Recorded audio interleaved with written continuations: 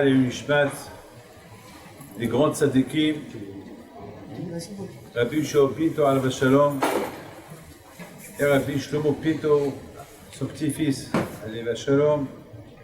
Que leur mérite soit avec vous tous, qu'elle est raison. Les deux, ils étaient grands de taille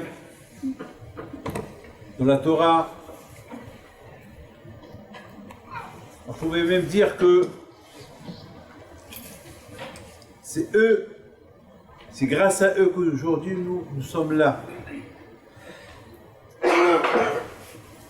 Ils disent que lorsque on parle des tzadikim, eh bien les tzadikim ils descendent de l'autre monde, ils écoutent qu'est-ce qu'on dit sur eux. Qu'est-ce qu'on peut dire sur eux? Écoutez bien ce que je veux dire. Qu'est-ce qu'on peut dire sur eux? Ce qu'on peut dire sur eux, c'est ce qu'on dit sur nous. Si vous rachetez nous aujourd'hui, on a un Beth Midrash ici, eh bien c'est grâce à eux. Donc déjà, de là, on pouvait comprendre qu'est-ce qu'ils étaient eux. Si la Hashpa, sur leur influence spirituelle, elle continue depuis des centaines d'années, ça prouve que leur feu de la Torah, il continue encore. Je vous raconte ce qui s'est passé ce matin. Ce matin, je suis parti à Ashdod pour donner un cours de Torah la yeshiva de Ben Azmanim. C'est la première fois que je vois Blénara, des yeshivas de Ben Azmanim, des jeunes de 19, 20 ans, 22 ans. Ils étaient au moins 300 personnes en train d'étudier la Torah. Et ça, soi-disant, après qu'ils ont fait 6 mois d'études de Torah dans les yeshivot ici en Eretz Israël. Ils ont 2 semaines de vacances. Et voilà, mes amis, où ils vont passer leurs vacances. Ils vont passer leurs vacances à la yeshiva. Étudier demi-journée. 300 personnes le matin et une centaine l'après-midi, ça fait 400 qui étudient la Torah. Et lorsque nous on est rentré à Ashdod, en allant à la yeshiva, on voit, et j'étais avec mon fils à Moshe, on voit une voiture qu'elle a brûlée, une voiture complètement brûlée. Une voiture complète, on dirait la Star. Et cette voiture, elle a explosé dans quelque part. Vraiment, on voyait rien du tout. On voyait que la carcasse noire, rien du tout, pas de cuivre, rien. Le volant brûlé, tout est brûlé, les vitrines cassées. Et mamash, on nous a dit qu'il y a eu une grande explosion dans cette voiture-là. Mais qui est le propriétaire de cette voiture? C'est quelqu'un qui étudie la Torah Shino au Kollel. Il s'appelle Rav Alima. C'est lui que, beaucoup de fois, je lui demande qu'il m'accompagne à gauche et à droite. C'est lui que, il a sur sa charge un monsieur qui est à l'hôpital, à Tel HaShomer, un avrech le pauvre, qui n'avait rien du tout. Et soudainement, un matin, il s'est levé paralysé. Un avrech qui étudie la Torah. Et ça fait maintenant presque 8 mois qu'il est à l'hôpital. Et ce Rav Alima, chaque soir, il va avec 4 avrichim le voir. Et non seulement il va le voir, mais il a organisé à tour de rôle les avrichim, ils sont 200 avrichim, que chaque nuit, il y a 4 personnes qui passent avec lui la nuit. Comme ça, il vit. Vous imaginez un avrech qui étudie la Torah du matin au soir, et soudainement il se trouve à l'hôpital. C'est dur. Le pauvre, sa femme, il a laissé. D'ailleurs, lorsqu'il a eu cette maladie, sa femme était enceinte, elle a eu un bébé, il n'était même pas là pour la brit milah de son fils. Donc, ça, c'est ce qu'il fait tout le temps. Et à part ça, il fait la hatzala bénévole. Il fait la hatzala bénévole. Et ce matin, vers 10h, ils l'ont appelé, une femme qui a perdu connaissance dans la rue. Il reçoit le message, il prend sa voiture, il va. Et lorsqu'il arrive à l'endroit où il y avait la femme allongée par terre, il sort de la voiture, il garde sa voiture, il sort de la voiture, il traverse, c'est là où il y a eu l'explosion. Ça veut dire, regardez la bouteille, ça veut dire que HaKadosh Baruch Hu, il lance un message à tout le monde. Cette explosion, il devait arriver. Pourquoi, on ne sait pas. Mais au moins, il est arrivé à un moment qu'il n'était pas dans la voiture. Quelque part, j'ai voulu dire, tu vois, monsieur, tu vois, Alima, tu vois, à cause de ces mitzvot-là que tu fais, voilà, je t'ai sauvé d'une mort qu'elle est certaine. Maintenant, lorsqu'on m'a raconté l'histoire, j'ai dit, il faut que je le voie. Il faut que je le voie et je lui dis, Baruch Podo Matzeh, quand je vois où il a fait avec Agnès, avec toi, par rapport à ce que tu es en train de faire.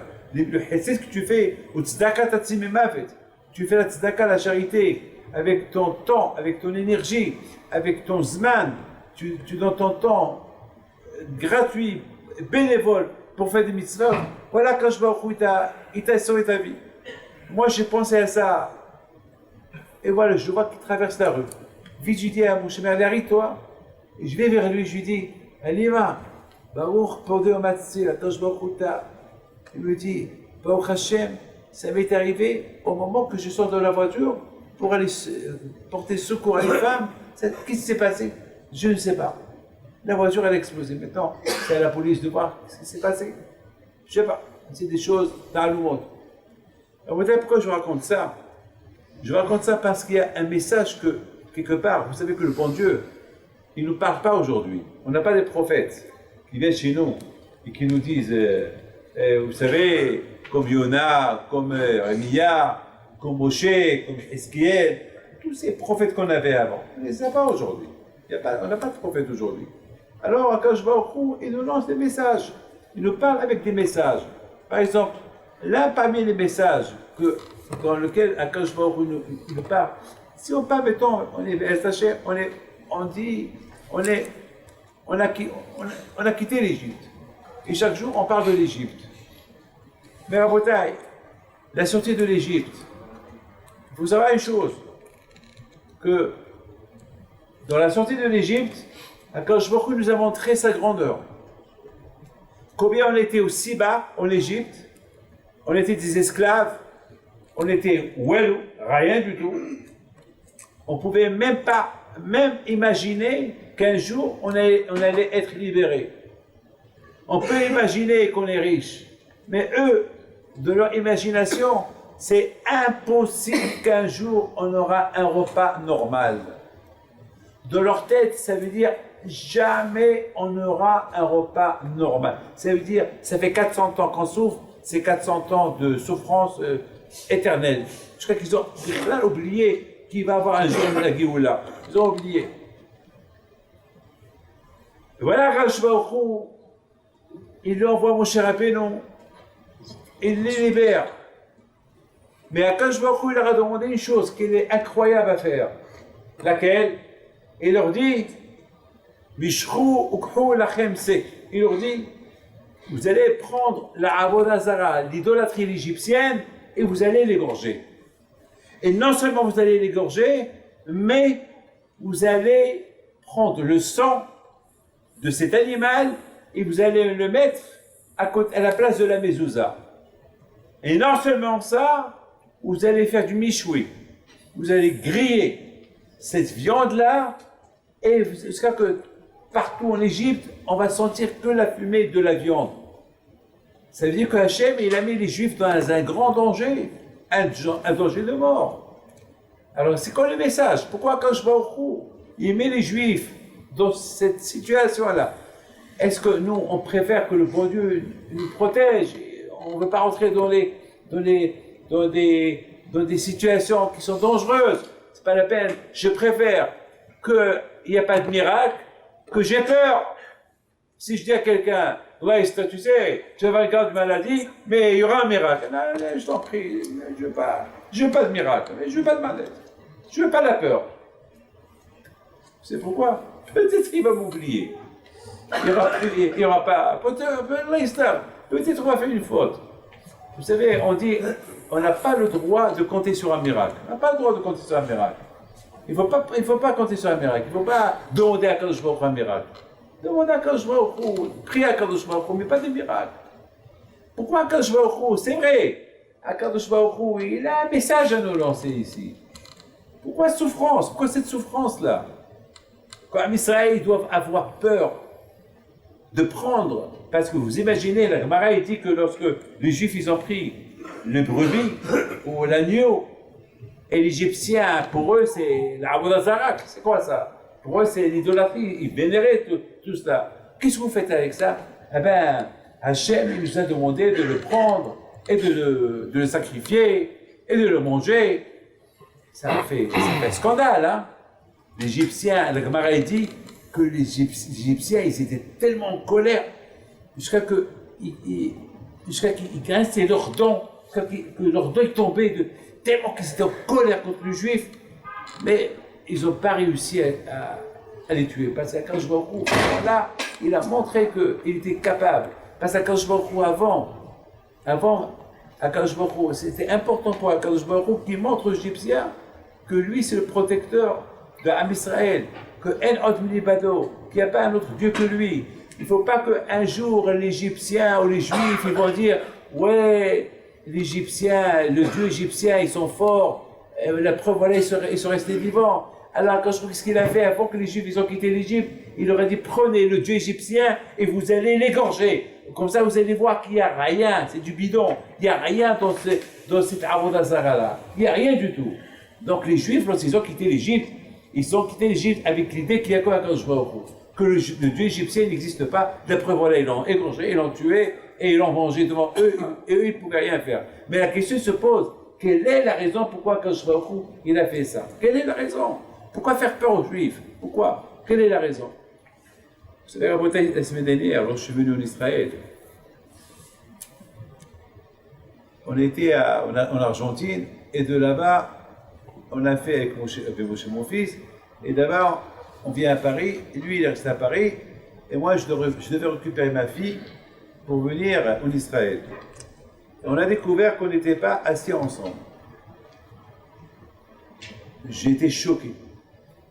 J'ai dit, attends, qu'est-ce qui se passe? Il n'y avait rien à faire.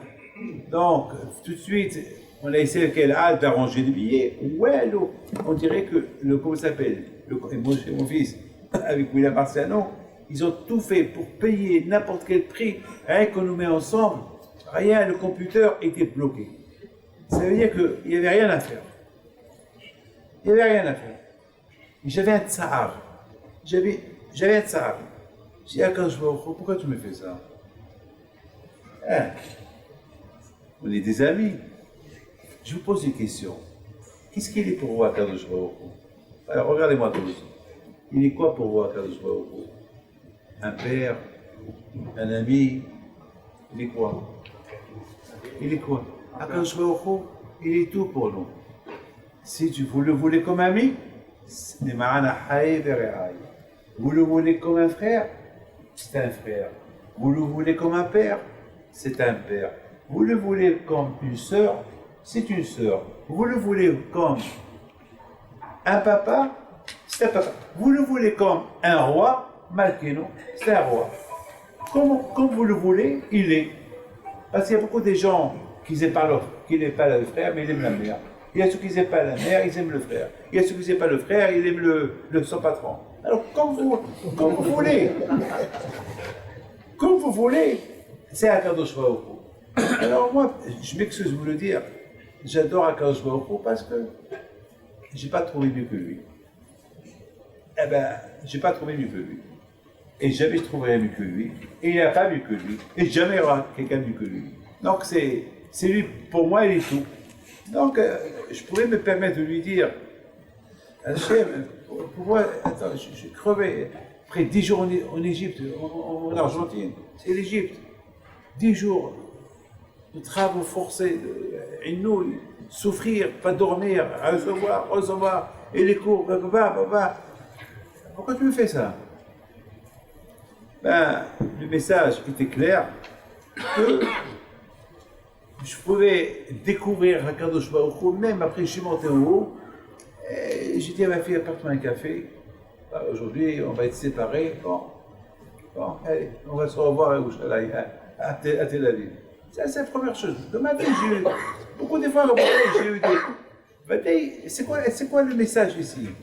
Ben, le message ici, quand je me il a voulu me lancer un petit message que, David, ça va te coûter 800 euros. Moi, je vais t'apporter un billet gratuit. J'arrive en haut, on rentre dans l'avion, et il y avait là-bas un monsieur qui habite à Herzliya. Ah, Rabbi David, bon Rabat, ça va. Bon Hachem, tout va bien. Et vous êtes seul? Non, j'ai ma fille. Ah, bon Rabat, mais j'ai un problème. Lequel? Moi, je suis là, elle. Ne vous inquiétez pas. Les computers ils sont bloqués, je ne sais pas. Je rentre à l'intérieur tout de suite. Il s'avère qu'il connaissait tout le monde là-bas. Il y avait une place. Il dit voilà, ta place c'est 12 heures. Voilà, cette place là c'est pour votre fille. Mais ça coûte 900. Non, c'est moi qui paye. Donc j'ai gagné une place et celui qui a payé. Et bon, Hachem, on a passé. Et chaque fois ma fille, il me dit tu vois comment quand je trouvais les bons, il a fait Hachem que Moshe, mon frère, il n'a pas réussi à payer. Même sa carte était bloquée. William n'a pas réussi, personne il a voulu que tu paies rien du tout, et c'est comme ça. Il y a beaucoup de femmes. Et après, je lui ai dit, j'aurais préféré payer, et comme ça, je n'étais pas stressé pendant 2 heures. J'aurais préféré payer. Mais c'est quoi, Rabotai, le message de tout ça? Ben, il y a des choses qu'on découvre plus tard, ben, il y a des choses qu'on ne pourra jamais savoir. Mais à chaque chose, à Kadosh Baruch Hu, il veut montrer sa présence. C'est très important, Rabotai, de prendre cette phrase que je veux vous dire. Que Kadosh Baruch Hu, il veut marquer sa présence. C'est comme beaucoup de fois là, il s'est dans les rues, je trouve, il y a là-bas des petits écriteaux. J'étais là. I was here. Good enough. Haïti pour. Il y a beaucoup de fois dans les murs, j'étais là. C'est moi qui signait avis, je ne sais pas quoi. J'étais là. Et bien quand je vais au Khou, les Avdil, beaucoup de fois, il veut montrer sa présence. J'étais là, je suis là. Et je serai là. Et tout le temps, je serai là.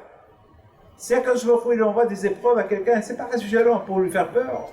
C'est pas que ça peut lui montrer, je suis là, je te protège. C'est une leçon avant la sortie de l'Égypte.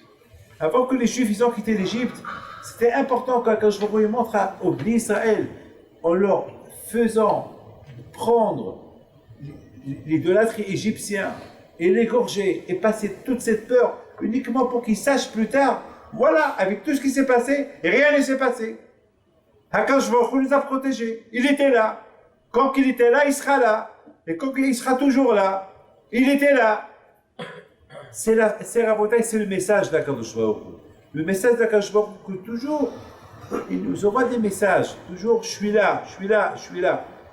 Vous savez, Rabotai, cette guerre qu'on fait au Hametz, voilà, dans la semaine prochaine, si Dieu veut, et vous allez faire une guerre au Hametz, la guerre au Hametz, et vous allez l'annuler, et vous allez le brûler, et vous allez chercher de partout.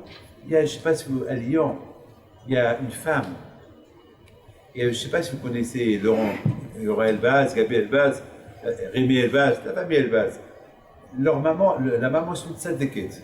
Madame Elbaz, c'est une tzadékette. À l'époque là-bas, elle était vieille, elle était le pauvre, je me rappelle, il y a une quinzaine d'années, elle était tellement malade, la pauvre, elle avait beaucoup mal au dos, et elle cachérisait même la table en bois. Et ses enfants lui ont dit, la table en bois, on ne cachérise pas la table en bois, on met une nappe. Non, moi je... Et un soir, il vient, ses enfants, il vient d'Aïshiva, il rentre chez elle, et il la trouve allongée par terre, en train de dévisser la machine à laver, et ils lui ont dit, ses enfants, qu'est-ce que tu fais, maman? Ben, je cherche le Hametz. Et peut-être dans une chemise, il y avait là-bas, beaucoup de fois, je lave les vêtements de vos enfants, il y a du Hametz, il y a du pain, je ne sais pas quoi. J'ai peur. Je dis, maman, même s'il y a du Hametz, c'est du Hametz qui s'appelle, ça y est, c'est du Hametz qui n'est pas Hametz. C'est Hametz, c'est rien du tout. Vous savez que mes amis, il y a une halakha. Que le Hametz, que le chien ne peut pas manger, tu peux laisser à la maison. Il faut que le chien ne peut pas le manger. Tout ce que le chien peut manger, c'est Hametz. Mais ce que, et là, vous savez, le pain qui est dans une machine à laver avec les produits du linge, le chien il va s'éloigner. Elle a dit non, non, pour moi c'est du Hametz. Elle continue à chercher. Et soudainement, elle pousse un cri. Alors, eux, entre-temps, ils sont rentrés dans la chambre, je sais pas, à discuter. Ils entendent la maman crier, ils rentrent dans la maison. Hé, j'ai trouvé, je l'ai trouvé, je l'ai trouvé. On dirait qu'elle a trouvé un diamant. On dirait qu'elle a trouvé un diamant. Elle a trouvé quoi? Un morceau de Hametz. Et alors, il a dit, maman, mais c'est pas du Hametz. Mais c'est du pain, tu vois pas, vous voyez pas, c'est du pain. C'est de la baguette. C'est de la baguette. Cette guerre du Hametz, elle a bien sûr un message. C'est quoi le problème d'Akadosh Baruch Hu? Moi, David Pinto, je suis dans les avions tout le temps. Est-ce que je vais être tenté de manger du non-kasher? Jamais! Est-ce que, même si j'ai faim, est-ce que je vais être tenté de manger du non-kasher? Jamais, jamais, jamais. Est-ce que nous, mes amis, on va être tentés de manger du pain à Pessah? Jamais.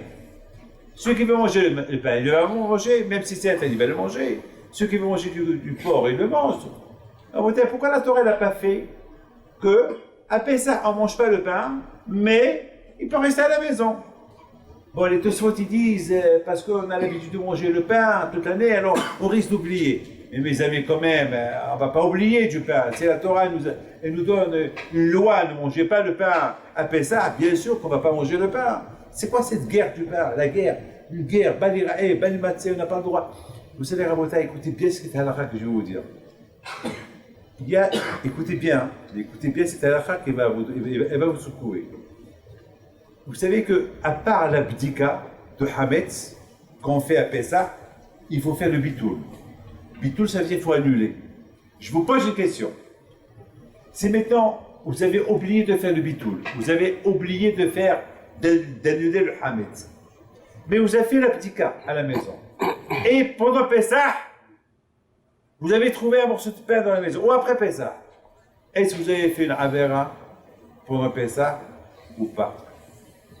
Maintenant, vous avez fait la bdika, vous avez fait une grande bdika à la maison. Et à la maison, elle est passée à l'épingle. Il n'y a pas un morceau de Hametz. Mais vous avez oublié de faire le bitoul. Vous l'avez oublié de l'annuler. C'est quoi annuler? C'est comme je prends cette feuille-là, ou ce stylo, et je lui dis, ça c'est Hefker. C'est quoi c'est Hefker? Je l'abandonne, je ne le veux plus. Mais donc vous le trouvez, vous pouvez le prendre. Mais si je n'ai pas dit Hefker, je l'abandonne, et vous l'avez trouvé, il faut me le donner, il faut me le rendre. Attention. Il faut me le rendre. Maintenant, la bouteille, le pain, on doit lui faire bi'ou, bitoul. Bitoul, c'est-à-dire, maintenant, c'est quoi la réponse? On a oublié de l'annuler. Eh bien, il y a un problème. Il y a baliraï ou balimatsé. Il y a un problème. On risque de faire une faute. C'est pour ça qu'il ne faut jamais oublier cette phrase-là. J'annule tout le hametz que j'ai à la maison. Là, après, tu peux faire la bdika. Là, tu peux faire la bdika. Tu fais. Mais en il faut savoir une chose. La question, elle est grande. Quelle est la raison pourquoi Hachem il veut que je fasse cette guerre au hametz? Quelle est la raison? Cette guerre au hametz, cette guerre qui est spectaculaire. Pourquoi? C'est quoi le message de la guerre? Eh bien, Rabotai, chaque chose, elle a un message. Comme il dit Rabbi Shimon Bar Yochai, il dit Rabbi Shimon Bar Yochai que chaque mitzvah que la Torah nous donne, il y a un message. Et c'est quoi le message, Rabotai? Le Hametz, c'est le symbole du Yitzhara. On t'apprend comment faire la guerre au Yitzhara. On t'apprend comment il faut annuler le Yitzhara de ton cœur. On t'apprend que, c'est vrai, il y a des tentations, et les tentations, et les tentations. C'est un enseignement qu'Akadosh Baruch Hu, il veut nous enseigner. C'est des enseignements. Toute la Torah, ça veut dire, à Pessah, il faut qu'on se rappelle deux choses. Écoutez bien, on arrête. Deux choses, on doit se rappeler à Pessah. Qu'on est surveillé, on nous protège. Chez Bihi she'amda lavotenu, Bihi she'amda. Ça, il ne faut pas l'oublier. Ça, c'est le message numéro un. Même que lorsque nos parents, ils ont pris la Avodazara égyptienne, Akadosh Baruch Hu nous a protégés. Ça, c'est un message à retenir, à ne pas oublier. Que là où on est, il y a Akadosh Baruch Hu qui protège. Il y a Akadosh Baruch Hu qui protège. Mais il y a une autre condition. Pour que vraiment tu es 100% protégé, n'oubliez pas. Suis le chemin de Akadosh Baruch Hu.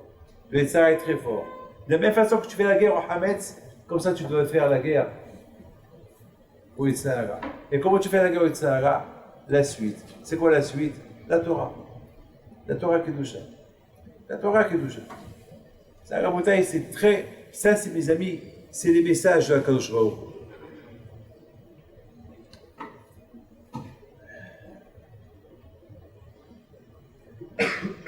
L'abdika de Hametz, la recherche de Hametz qu'on fait à Pessah, on apprend comment on fait la guerre au Yitzhara. Et mes amis, chacun de vous doit savoir, Rabbi Shimon Pinto Alav Shalom, et Alav Shalom, son histoire à lui était grande. On l'appelle celui qui a éliminé l'Avodah Zara du monde. Lui, il avait un pouvoir. Jamais j'oublierai ça. Mon père, il disait à Alav Shalom, Rabbi Shimon Pinto Alav Shalom, le grand, il avait ce pouvoir-là, celui qui lit son livre, Ein Yaakov, le livre sur le chasse. Il y a un pouvoir, il y a une ségoula de mamage de. Et c'est quoi lorsqu'on parle Avodah Zara, l'idolâtrie? C'est quoi l'idolâtrie? Ben, l'idolâtrie, ça peut être tout. L'idolâtrie, ça peut être plein de choses. Je reçois un coup. Ce matin, mon fils, Abé Moshe, me dit, papa, tu sais, ce soir, il y a un grand match de football ce soir. J'ai alors, il me dit, les gens, tout le monde, ils attendent Manchester City avec, qui fait c'est un grand match. Je lui dis, eh ben, ce soir, ça va être un match aussi entre Manchester City et Rabbi Shimon Pinto. Ça va être un match. Qui va gagner? Vous savez, Rabotai, jamais j'oublierai. Une fois, j'étais là-bas en Argentine. Il y avait, pour inaugurer la maison de Marcus Wade, la maison de son fils. Et j'ai vu les rues qui étaient désertes. Il n'y avait personne dans les rues. Les rues désertes. Et je dis à Marcus Wade, dis-moi Marcus, pourquoi les rues sont désertes? Je dis à Rabbi David, en ce moment-là, il y a un grand jeu. Les deux grandes équipes de Buenos Aires qui se disputent ce soir à Rivers et qui encore Boca. Hein, quoi Boca. Ah ben, hein. Boca Junior. Et bon, alors, ils sont en train de se... Il y a un grand match ce soir. Et c'est la raison pour laquelle... Ah ben oui, ici, les Égyptiens, les Argentins, ils adorent le... Bon, j'arrive à la maison, chez eux, on a commencé à placer les autres, et j'entends un cri venant de tous les côtés. Ça a des cris de partout. Et j'ai eu peur. Je croyais que c'était la fin du monde. Je me dis, le Rabbi David, ils ont dû marquer un goal. Et tout le monde crie, ouais, ben, tout le monde sont devant les écrans. Et ben, les goals, les cris, ça vient de partout. Vraiment, c'était impressionnant. Bon, c'était 1-0. Il y a eu un quart. Et ce soir-là, il y avait Sheva Abrachot quelque part. On va à Sheva Abrachot. Et il y a un qui s'appelle Marco, un Cohen, qui devait venir ce soir là-bas chez Marco, mais voilà, il arrive un peu en retard. Je dis alors, il vient avec son fils. Et mon fils, il n'y a pas peur. Il vient avec son fils, les deux ils rentrent. Je dis, mais pourquoi tu as tardé? Il dit, Rabbi David, il fallait vivre ce qu'on a vécu. Là, j'ai cru qu'il allait me raconter quelque chose. Qu'est-ce que vous avez vécu? Alors, on a vécu quelque chose d'extraordinaire. Quoi? Mais Rabbi David, vous ne pouvez pas imaginer, il a dit, parle. Parle. Et à la fin, il dit, on était au match, et notre équipe, Rivers, ils ont marqué un goal contre Boca, et ça criait. Et j'ai pris mon fils, et on s'est enlacés, on a pleuré. Il me racontait, il pleurait. Et on a pleuré. Et je le regarde.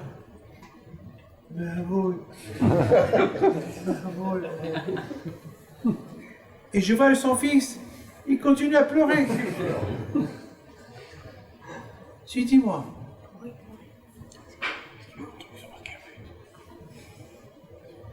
je te pose une question. Alors, tu as pleuré de chagrin ou de joie? De joie! Est-ce qu'un jour tu étais content dans ta vie lorsque tu as fait mitzvah? Après ce 20 ans, Akadosh Baruch Hu, il va te poser des questions. Hé, monsieur Cohen, t'as fait des mitzvot? Et oui. T'as fait des averot? Oui. Mais les mitzvot? Oui. Quelle mitzvot tu as fait? Ben, je priais, je mettais tefillin, et je faisais tzedaka, et je venais au cours, j'écoutais les CD de Rabbi David Pinto, et je faisais ça et ça et ça. Très bien. Après, il va te dire Hachem, super. Mais Dieu va te montrer le match de football. Il va te montrer comment tu as crié lorsqu'ils ont marqué le goal. Et Hachem, il va te montrer comment tu pleures et comment tu as pris ton fils dans tes bras. Les deux vont pleurer, tu apprends à pleurer pour un goal qu'ils ont marqué de l'équipe. Il va te dire que je mais attends, monsieur Cohen, je suis un peu jaloux. Pour les Rivers, cette équipe-là qui gagne bien leur argent, tu étais aussi heureux comme ce jour-là qu'ils ont marqué un but. Pour une mitzvah que moi je t'ai donné à faire, un jour tu étais content comme ça. C'est grave ça. Alors monsieur Cohen, il commence à pleurer. Je lui ai dit, pourquoi tu pleures? Il m'a dit, c'est vrai, vous avez raison. Qu'est-ce que je vais dire à Akadosh Baruch Hu un jour? C'est vrai. Rabotai, c'est ça le message. Le message, Rabotai, de la Iloula des Tzadikim, que Dieu repose leur âme en paix. Le message de ces Tzadikim-là, c'est de nous apprendre comment on le servait à Akadosh Baruch Hu. Comment eux, ils ont servi à Akadosh Baruch Hu. Que tout leur intérêt, c'était pour Akadosh Baruch Hu, pour le spirituel, pour Hachem. Et les autres, on est obligé de vivre. Mais le plus important, c'est Akadosh Baruch Hu.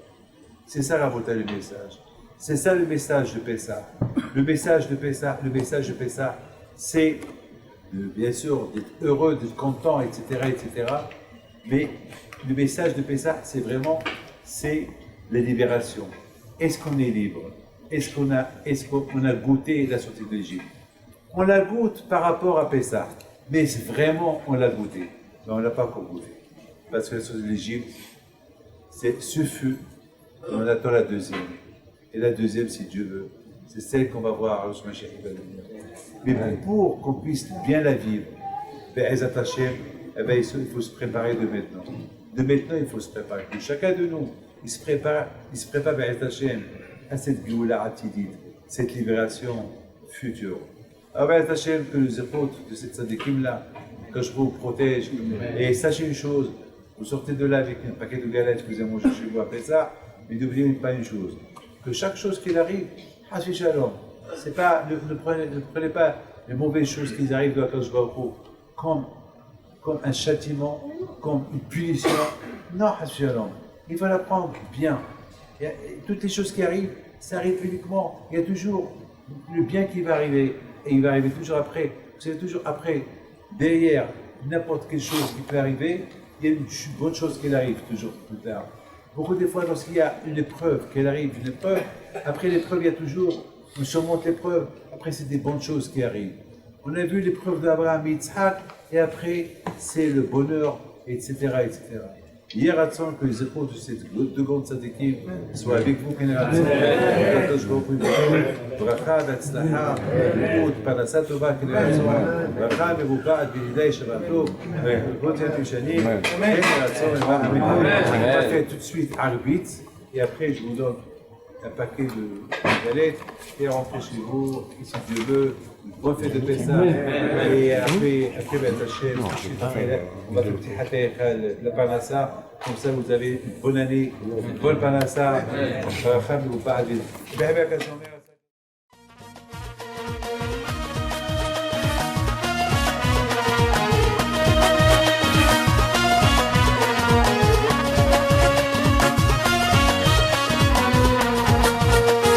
نضوي انا صغرتو على ربيع حي